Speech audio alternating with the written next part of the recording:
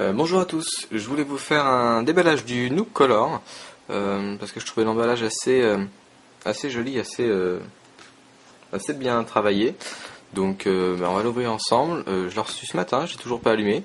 Je l'ai acheté un peu en remplacement de mon Kindle que j'ai vendu il y a ça va faire presque 8 mois maintenant.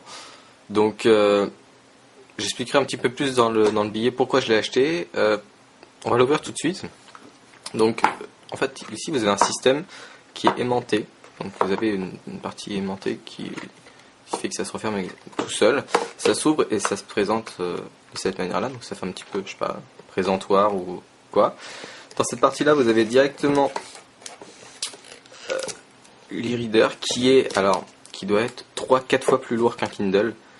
C'est super lourd. C'est vraiment l'impression que j'ai eue au départ.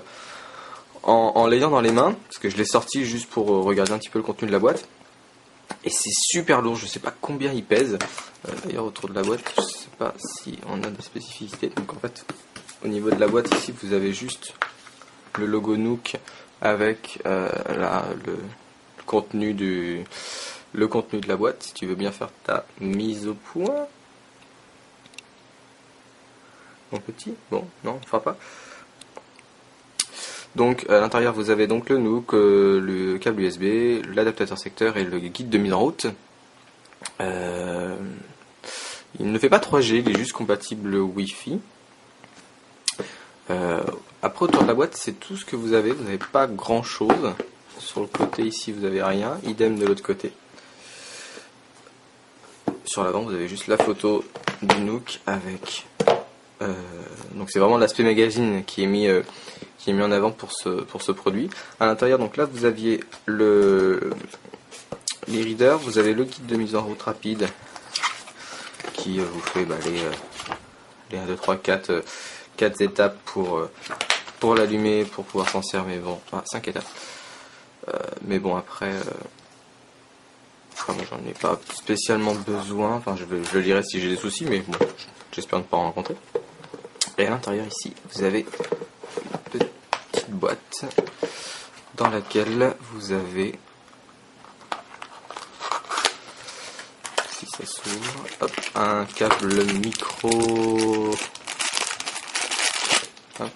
micro USB. Non, c'est l'autre bout que je veux noter. C'est cela. C'est donc bien du micro USB. Bon. C'est un peu bizarre cette caméra, elle fait un peu sa mise au point là, quand elle le souhaite. Vous avez un câble micro USB et vous avez l'adaptateur, en fait au format US, mais le gentil monsieur qui me l'a envoyé m'a filé l'adaptateur Euro, mais je suis pas certain de la véritable.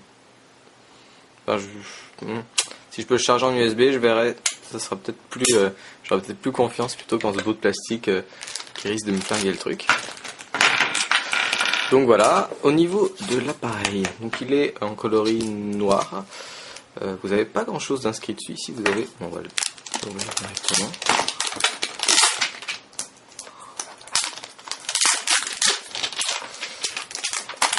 Hop là. Voilà. Donc voilà comment ça se présente.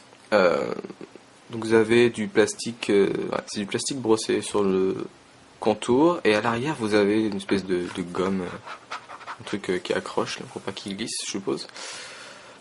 Au niveau des spécificités, vous n'avez aucun bouton apparent qui sont en fait placés ici mais que vous ne voyez pas, qui apparaissent uniquement à l'allumage. Il est en fait sous une version adaptée d'Android 2.1. Si on peut l'allumer après, je vous montrerai un peu à quoi ça ressemble à l'intérieur. Et ici vous avez une petite partie pour mettre la carte micro SD, pour être une extension. Ici en bas vous avez le port micro USB pour brancher votre câble. Après, quand tu veux. Bon, c'est un peu chiant. Au-dessus vous avez la prise jack. Et sur le côté vous avez les boutons du volume.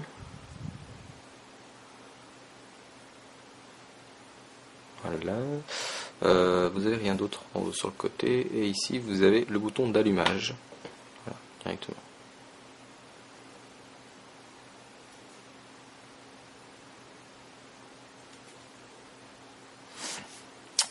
Quoi dire d'autre? Bon, bah c'est directement de l'allumer, voir s'il y a un peu de batterie dedans et ce que ça donne.